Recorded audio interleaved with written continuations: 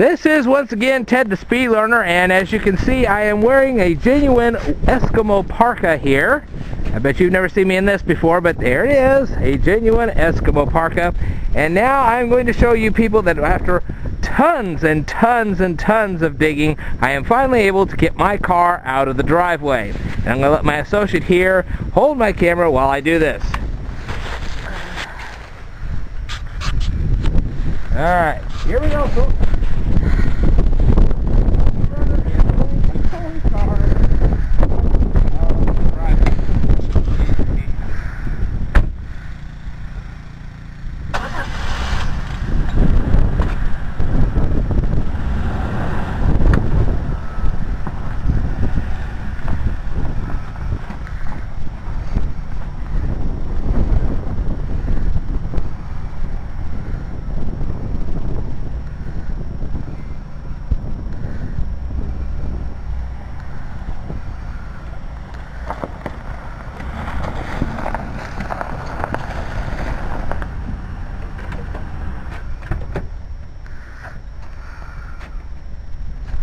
As you can plainly see, folks, I did manage to get myself in and out of the driveway.